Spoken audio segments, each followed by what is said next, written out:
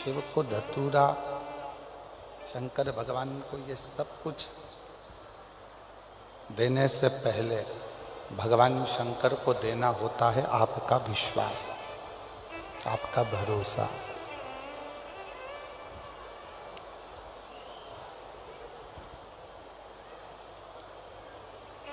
हम बेलपत्र चढ़ा रहे हैं, हम धतूरा चढ़ा रहे हैं, हम जल चढ़ा रहे हैं, सब कुछ हमने भगवान शंकर को दिया। पर उस जल चढ़ाने में, उस बेलपत्र चढ़ाने में, उस धतूरा चढ़ाने में यदि हमारा विश्वास ही नहीं है तो शिव ना तुम्हारा बेलपत्र स्वीकार करता है, ना तुम्हारा जल स्वीकार करता है, शिव ना तुम्हारा धतूरा स्वीकार करता है। रामचरितमानस में तुलसी बाबा जी ने शंकर विश्वास रूपिणो, शिव को विश्वास कहा है।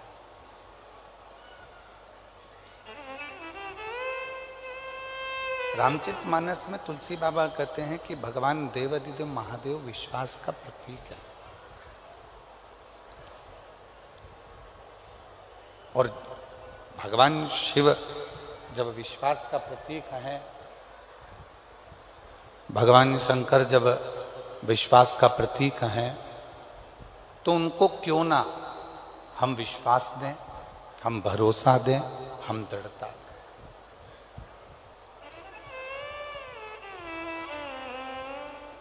सब कुछ शिव जी को दे देते हैं।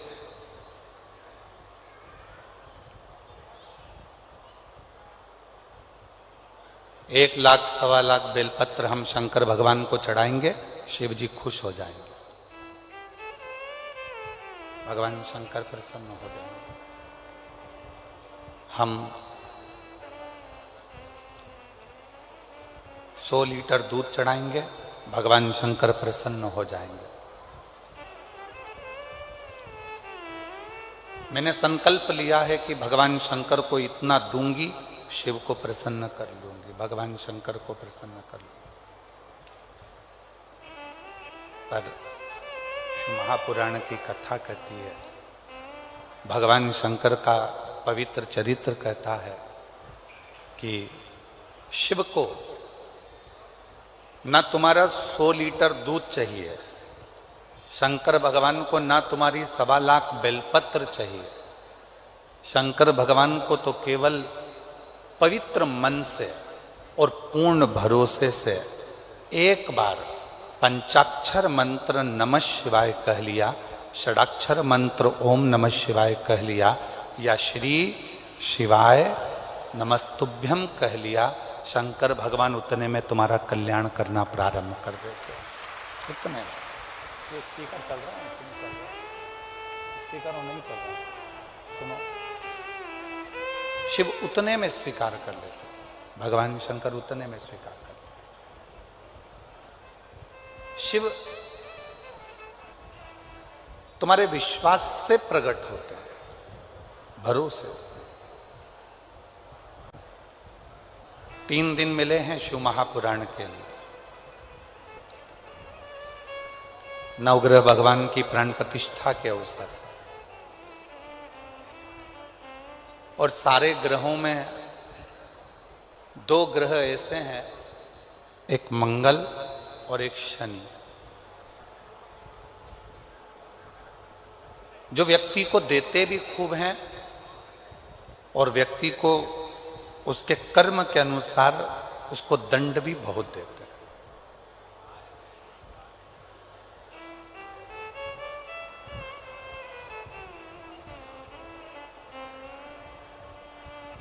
जो नवग्रह भगवान का मंदिर यहाँ डबरा मध्य प्रदेश में बन रहा है, तैयार हो गया है, उसकी प्राण प्रतिष्ठा हो रही है।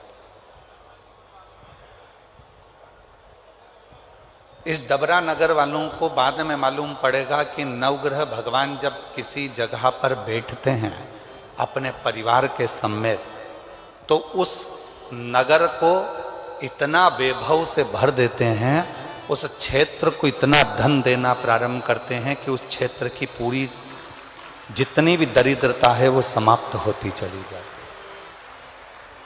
उसका कष्ट दूर होते चले। और एक भी ग्रह, यहां विद्वान विद्वान संत आएंगे, साधु आएंगे, गुरु आएंगे, तपस्वी आएंगे, और भी विद्वान विद्वान संत यहां पर विराजमान है। किसी भी विद्वान संत से जाकर पूछिएगा, साधु से जाकर पूछिएगा, गुरुजन से जाकर पूछिएगा कि जितने ग्रह हैं, ये 9 ग्रह किसकी ऊर्जा से, किसके तेज से और किसकी प्रबलता से चमकते हैं और दुनिया को चमकाते हैं, तो सारे संत कहेंगे कि शंकर भगवान की कृपा से ये सारे ग्रह चमकते हैं और सारे ग्रह चमकाते हैं। ये सारे ग्रह चमक भी रहे हैं और चमका भी रहे हैं सारे।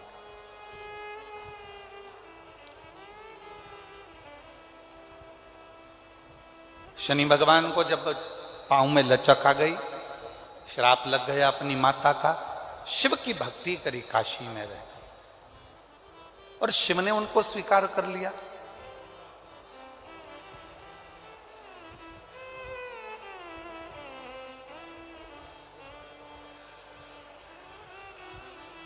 नौ ग्रह देवताओं में से एक ग्रह ऐसा है मंगल, जो भगवान शंकर के द्वारा प्रकट किया गया।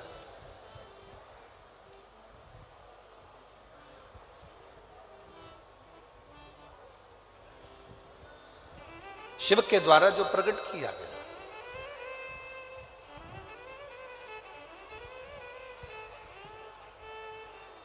स्कंद पुराण का अवंतिका खंड, स्कंद पुराण का अवंतिका खंड, गीता प्रेस गोरखपुर की अगर स्कंद पुराण आप पढ़ते हो, उसका अवंतिका खंड निकालेंगे तो पृष्ठ संख्या 721।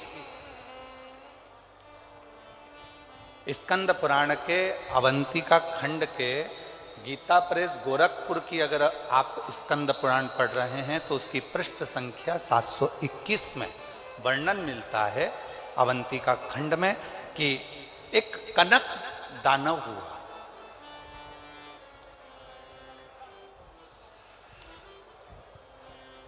और वो कनक दानव इतना उपद्रवी था, पृथ्वी को जहां जहां पर खड्डे नहीं थे वहां खड्डे कर देता था, वृक्षों को तोड़ देता था, जल को दूषित कर देता था, अग्नि को दूषित कर देता था, वायु को दूषित कर देता था। इतना कष्ट देता था वो कनक दानव कि सारे देवता परेशान हो गए।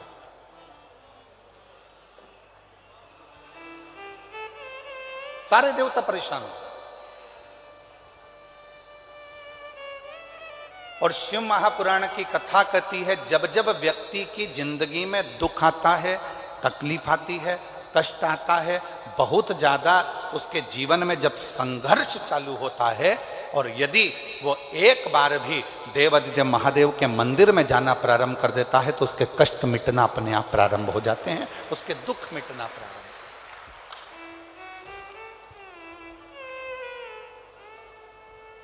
देखिए 3 दिन मिले हैं और हमको मालूम है कि शिव पुराण इस क्षेत्र में हम बहुत साल पहले दतिया में आए थे और उसके पत्र हमारे पास में हैं। जिन जिन ने दतिया में कथा सुनी थी, किसी के यहाँ 15 साल में संतान हुई, किसी के यहाँ 18 साल बाद नौकरी लगी, पत्र हैं हमारे पास में, पढ़ेंगे, ऐसा नहीं कि नहीं पढ़ेंगे। जिनने दतिया में कथा सुनी और आज फिर डबरा के इस पवित्र प्रांगण में बैठकर कथा को 3 दिन की भले करने के लिए आए हैं, पर विश्वास के साथ कहते हैं जिसने भी इस 3 दिन की कथा को दिल से सुन लिया, उसका अगला पत्र व्यासपीठ पर जरूर आएगा और वो पत्र हम व्यासपीठ पर मिलेगा। बस विश्वास के साथ सुनिए, भरोसे के साथ सुनिए, दृढ़ता के साथ सुनिए। एक दृढ़ता, एक भरोसा, एक विश्वास जब आपके भीतर होगा और आप उस कथा को सुनेंगे तो आपके जीवन में सुख का अनुभव अपने आप होने लगेगा। एक दृढ़ता के साथ सुनिए।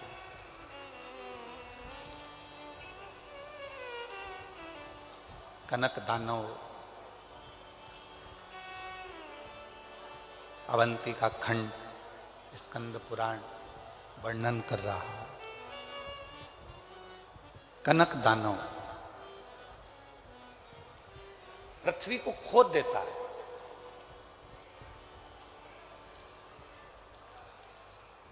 शिव महापुराण की कथा कहती है, बैठे बैठे किसी किसी माताओं की, किसी किसी मेरे जीजियों की, किसी किसी मेरे जीजाओं की, बेटों की, बेटियों की आदत रहती है कि वो बैठे बैठे कोई भी चीज उठा के जमीन को खुरदते ही रहते हैं। इनके पास कोई काम नहीं रहता, बस जमीन को खुरदना।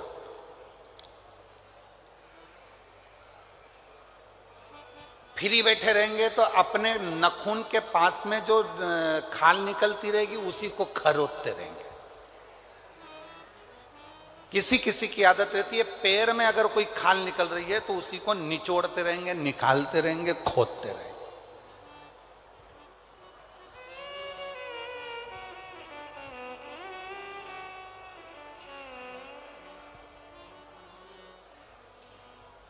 और शिव महापुराण की कथा कहती है यह अच्छी बात नहीं है। पृथ्वी पर बैठे हो, आसन पर बैठे हो या घर में किसी भी स्थान पर बैठे हो, उस समय पर ना तो पृथ्वी को खरोदो और ना अपने शरीर की उंगली हो, हाथ हो, शरीर का कोई अंग हो, उसको खरोदना नहीं चाहिए। इससे दो चीजें आती हैं, एक कर्जा भी बढ़ता है, दूसरी दरिद्रता बढ़ती है।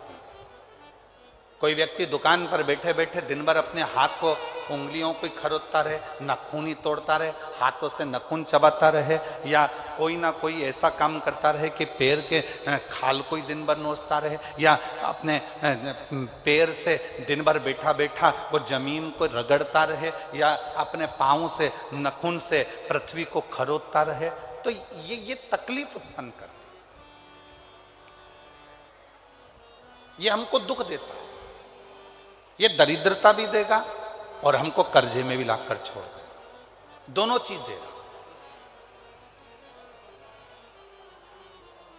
अब कनक दानव पृथ्वी को खोद देता है, जहां जाता है वहां दिन भर खरोता खरोता खरोता खरोता पृथ्वी को जाता रहता है। जहां कहीं वृक्ष मिल जाते हैं उनको काटने के लिए, उनको तोड़ने के लिए तत्पर हो जाता है। क्यों तोड़ना? किसी किसी की आदत रहती है, बगीचे में या जमीन पर चलते चलते खेत खलियान में चलेंगे, एक डंडा हाथ में ले लेंगे। अब उस डंडे का क्या करना है? कुछ नहीं करना। छोटी सी डंडी हाथ में ले ली, छोटे छोटे पौधे लगे हुए हैं, तो खेत में चलते चलते इधर मार उधर मार उधर मार, जितने छोटे छोटे पौधे लगे रहते हैं उनको तोड़ते तोड़ते उसकी जाने की आदत होती है। पर शिव महापुराण की कथा कर रही है, उस पौधे ने तेरे को कुछ बिगाड़ा, उस पौधे ने तुझसे कुछ कहा?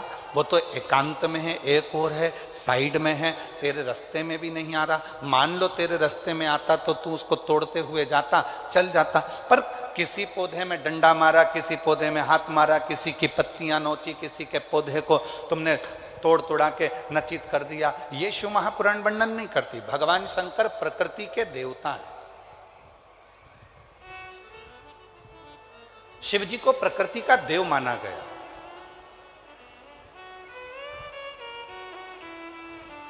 वो तोड़ने में नहीं, वो जोड़ने में सुख देते हैं, आनंद देते हैं। कनक दानव पत्तों को तोड़ रहा है, वृक्षों को तोड़ रहा है, वायु को दूषित कर रहा है। जिस जलाशय के पास बैठता है कनक दानव, बड़े बड़े पत्थर उठाकर जलाशय में पटकता है। कई लोगों की आदत रहती है नदी के तट पर यहाँ का कंकर उठा के वहां पटकेंगे, वहां का कंकर उठाकर पानी में पटकेंगे, उसके छींटा लेंगे, उसको डुबक डुबक करेंगे। कहीं पत्थर फेंक रहे हैं, कहीं लकड़ी फेंक रहे हैं जलाशय में। शिव महापुराण की कथा तो यहां तक कहती है कि यदि आपके घर में, आपके मंदिर में, आपके देवालय में, आपके शिवालय में यदि शंकर भगवान पर बेलपत्र चढ़ रही है, पुष्प चढ़ रहा है, मंदिरों में बहुत सारा पुष्प एकत्रित हो रहा है, तो उसको ले जाकर विसर्जन करें। विसर्जन का मतलब ये नहीं है कि नदी में, तालाब में, बावड़ी में, कुएं में ले जाकर डालें। विसर्जन का मतलब है किसी एक स्थान पर उसको एकत्रित करें और जब वो पूर्ण तरह से नष्ट हो जाए तो उसकी खाद बनाकर किसी पौधे में ले जाकर डालें, जिससे उस पौधे की उन्नति होना प्रारंभ हो जाए। जरूरी नहीं कि आप जलाशय को दूषित करें, जरूरी नहीं कि किसी नदी, तालाब, बावड़ी या कुंड को आप दूषित करें। विसर्जन का मतलब है कि जब आपने पूजन करी, पूजन करने के बाद आपने चावल का दाना लेकर शिव जी को समर्पित करा और अपनी पूजन का विसर्जन कर दिया, बाबा मेरी गलती को क्षमा करिए, मैंने जो कुछ भी गलती करी है इस पूजन में, अनुष्ठान में, आप मुझे क्षमा कर दीजिए। और वो निर्माल्य को ले जाकर आप एक और ले जाकर उसको एकत्रित करो। जब वो खाद बन जाए पेड़ पौधों में डालो। नदी में डाल दिया, आगे जाकर वो सड़ता रहा, धीरे धीरे धीरे धीरे वो बेकार होता रहा। ये हमारे यहाँ श्रेष्ठता नहीं, ये श्रेष्ठ नहीं।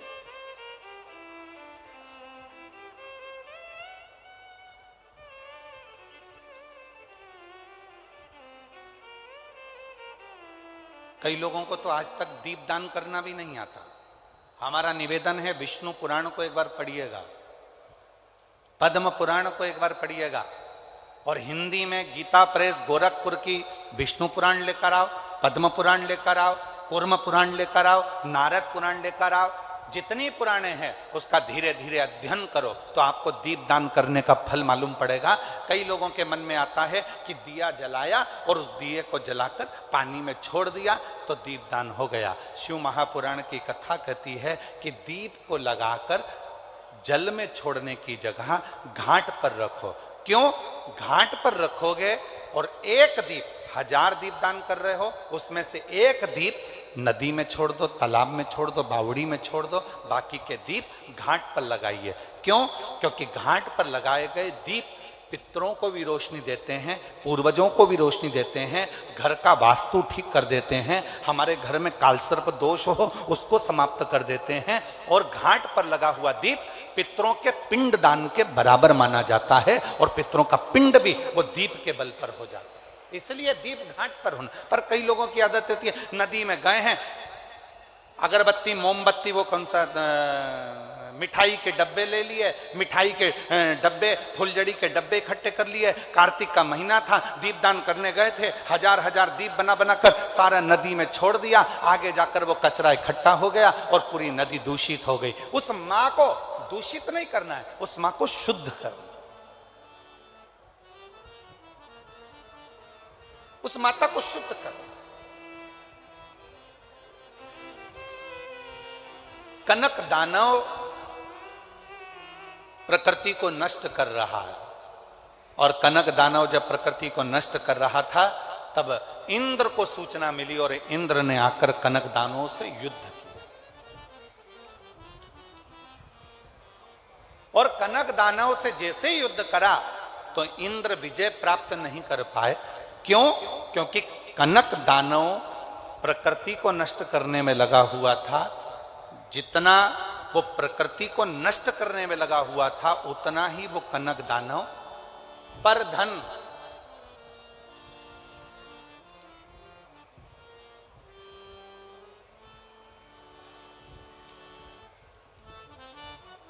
पर स्त्री,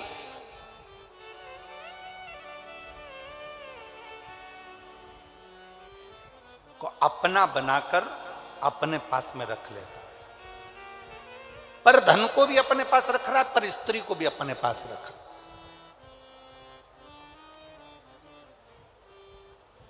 और दोनों बर्बाद करते हैं। पराया धन, पराई स्त्री व्यक्ति को बर्बाद कर देती है, नष्ट कर देती है, दोनों बर्बाद करते हैं। और कनक दानव पर धन को भी एकत्रित कर रहा है, पर स्त्री को भी एकत्रित कर रहा है। इंद्र युद्ध करते करते वहां से निकल गए, चले गए। तब भगवान देवाधिदेव महादेव के पास जाकर इंद्र को लगा कि मैं किससे कहूं कि मैं इस युद्ध को जीत नहीं पा रहा हूं। भगवान शिव जी के पास इंद्र पहुंच गए, सारे देवता एकत्रित हो गए। पूछा देवाधिदेव महादेव ने, क्या बात है इंद्र, क्या हुआ?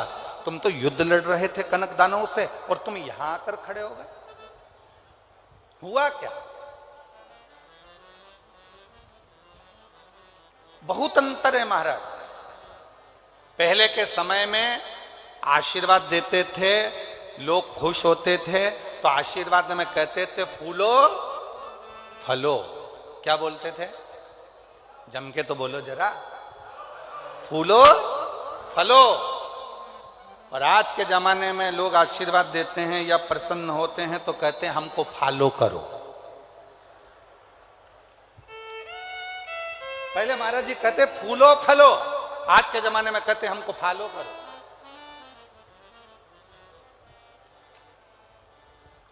शिव कथा कह रही है, भगवान शंकर का चरित्र कह रहा है। देवादिदेव महादेव की आराधना साधना भगवान शिव की अविरल भक्ति सुख देने वाली है। और वो सुख कैसे देती है, वो शिव महापुराण की कथा का आज प्रथम दिवस नवग्रह मंदिर की प्राण प्रतिष्ठा में जो सर्व ग्रहों के सेनापति हैं मंगल देव, उनकी कथा से इस कथा को प्रारंभ कर रहे हैं। आज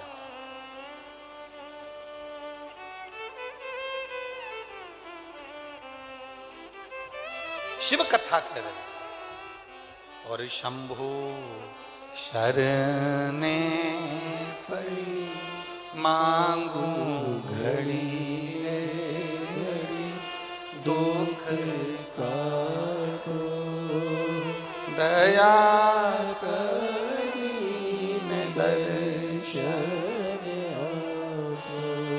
मेरी जितनी जीजियां बैठी हैं, जीजा बैठे हैं, बेटियां बैठी हैं, बेटा बैठे हैं, आपसे निवेदन है आपको जो जो लाइन भजन की याद है वो हमारे साथ में गुनगुनाया करो, जिससे लगना चाहिए कि आप अपने पिता से देवादिदेव महादेव से बात करने के लिए आए हो, केवल बैठने के लिए नहीं। यहाँ से सुना, यहाँ से निकाल दिया, बच्चा कुचा कपड़े का झटकार दिया, उसके लिए नहीं। यहाँ से जाने के बाद 3 महीने के अंदर जो तुम बैठकर मांगो वो तुम्हारी गोदी में आए तो समझना कि तुमने शिव पुराण की कथा को श्रवण किया। शंभु शरणे मांगू घड़ी दुख दया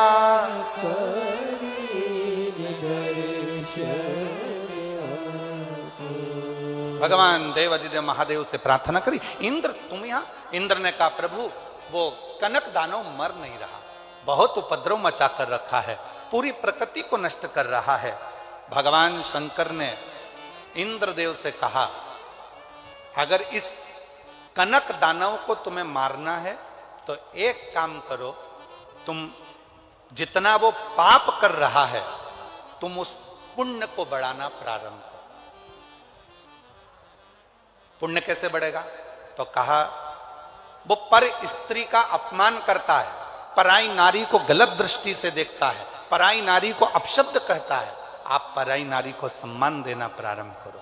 वो पर धन को अपना मानकर उसका गलत प्रयोग करता है, आप अपने पास भगवान का दिया जो धन है उसे सत्कर्म में लगाओ, अच्छी जगह लगाओ।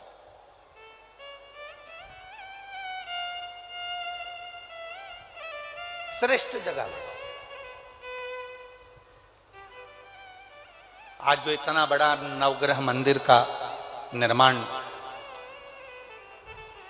माननीय मध्य प्रदेश शासन के पूर्व गृह मंत्री डॉक्टर श्री नरोत्तम मिश्रा जी और पूरे ट्रस्ट ने, समिति ने जो करवाया है, इसका लाभ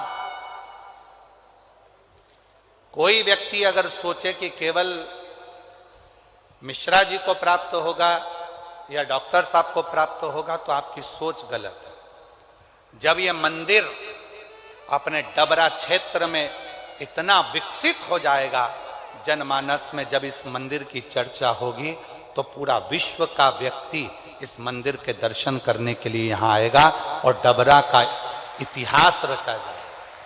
डबरा का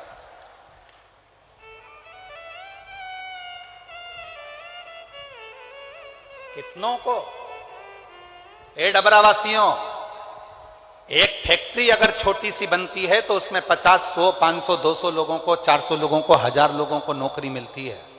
पर जब अपने नगर में, अपने शहर में, अपने क्षेत्र में एक बड़ा मंदिर का निर्माण होता है, एक दिव्य कोई अच्छी स्थान का निर्माण होता है, तो वहां से संस्कार भी अच्छे जाते हैं, सभ्यता भी अच्छी जाती है। संस्कार, सभ्यता, नम्रता सब मिलती है। और साथ में पूरे क्षेत्रवासियों को, ऑटो वालों को ऑटो का व्यापार, छोटी छोटी दुकान वालों को छोटा छोटा व्यापार, और ना जाने कितने कितने तरह का, जब स्टेशन पर लोग आएंगे तो ट्रेन का, बस से आएंगे तो बस का, गाड़ी का, कहीं होटलों का, कहीं छोटे छोटे रुकने वाली लॉजों का, कितना कितना कितना कितना व्यापारीकरण बढ़ता चले जाएगा। और धीरे धीरे हमारा डबरा एक दिन उन्नति की सीढ़ी पर आगे आकर खड़ा हो जाएगा। ये डबरा का आनंद है।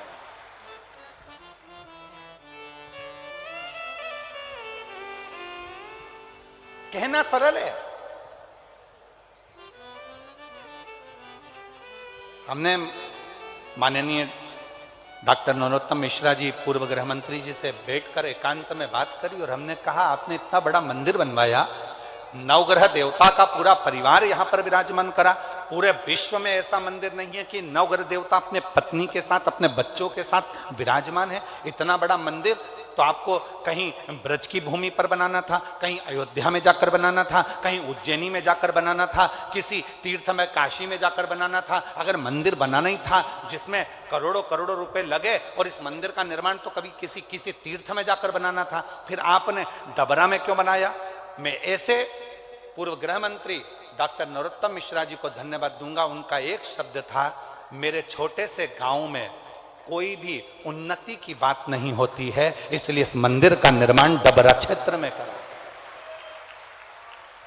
मैं माननीय डॉक्टर नरोत्तम मिश्रा जी को इस चीज के लिए धन्यवाद दूंगा। उन्होंने कहा, हमारे क्षेत्र में कोई बड़े बड़े, इस डबरा क्षेत्र को लोग जानते नहीं, कहेंगे दतिया को जानेंगे तो मां पीताम्बरा के नाम से जानेंगे, अयोध्या जाएंगे तो राम जी के नाम से जानेंगे। मेरा डबरा क्षेत्र आने वाले समय में किस नाम से जाना जाए? तो मेरा डबरा क्षेत्र पूरे विश्व में, जब विदेशी भी इस डबरा को ढूंढते ढूंढते आए और कहें कि नवग्रह देवता का अगर अपने विथ फैमिली कोई मंदिर है तो डबरा में है, तो लगे कि डबरा क्षेत्र का एक आनंद प्राप्त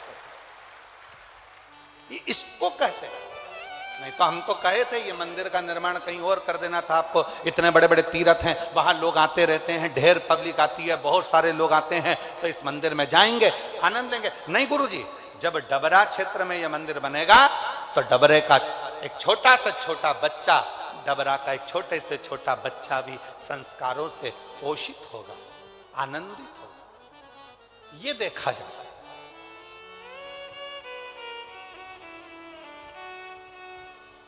ये आनंद है। इंद्र को लगा कि ये कनक दानव मरेगा कैसे, कनक दानव का अंत कैसे होगा? तो भगवान शंकर ने कहा, पुण्य बढ़ा लो, अपने पुण्य कैसे बढ़ाना है? तो कहा, धन जो है उसको सत्कर्म में लगाओ, पर स्त्री का पर दृष्टि ना दे, भजन का बल बढ़ाएं, भक्ति का बल बढ़ाएं, स्मरण करें, भगवत नाम का कीर्तन करें। शिव महापुराण की कथा कहती है, जब कोई मनुष्य, जैसे भगवान शंकर ने इंद्र से कहा कि एक पार्थिव लिंग का निर्माण कर कर इंद्र, जब तुम जल धीरे धीरे उस लिंग पर समर्पित करोगे, शिवलिंग पर चढ़ाओगे, तो तुम्हारी शक्ति प्रबल होती चली जाएगी। शिव महापुराण की कथा में, विद्येश्वर संहिता में लिखा है, जब एक लोटा जल लेकर कोई भगवान शंकर के मंदिर में जाकर शिव जी को जल समर्पित करना प्रारंभ करता है, तो उसके अंदर एक अलग से तेज उत्पन्न होने लगता है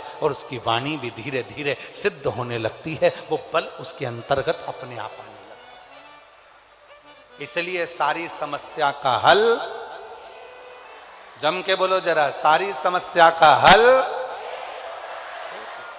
बोल बम का नारा है,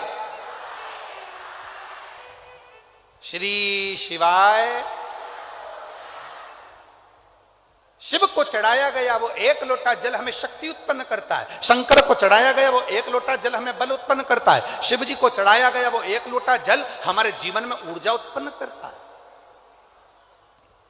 और कितनी ऊर्जा है महाराज। अग्नि पुराण का एक छोटा सा चरित्र है, ये कथा में बीच में हम उसको लेकर आए। महाराज अग्नि पुराण का एक छोटा सा चरित्र। शंकर भगवान का एक परम भक्त था सुखदेव। अग्नि पुराण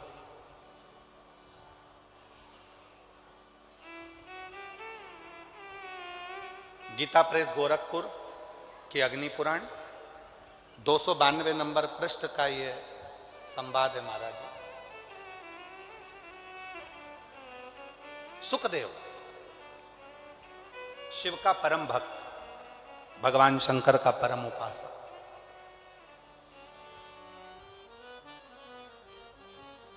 पांच ताऊ जी थे उसके।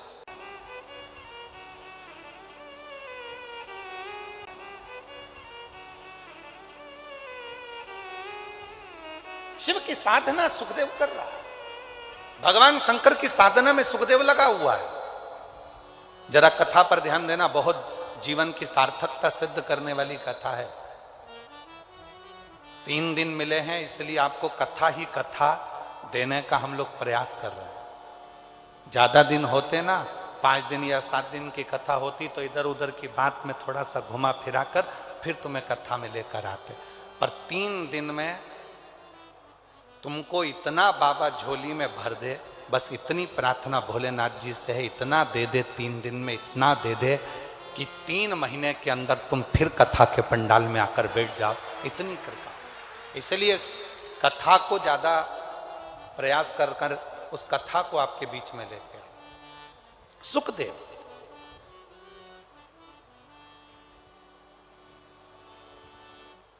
ताऊ, काका, काकी, ताई, ताऊ के बच्चे, काका के बच्चे सब थे।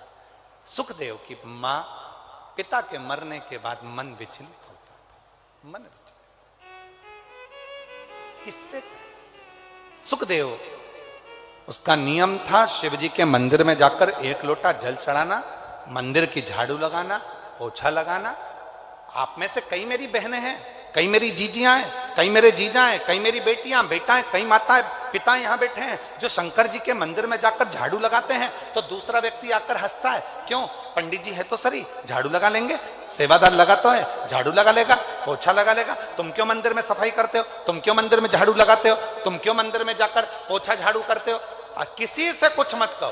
ताना देने वाले को ताना देने दो, गाली देने वाले को गाली देने दो, अपशब्द कहने वाले को अपशब्द कहने दो। आग लगे बस्ती में, अपन रहो मस्ती में। क्या किसको रोइए, चादर तान के सोइए। किसको किसको रोगे?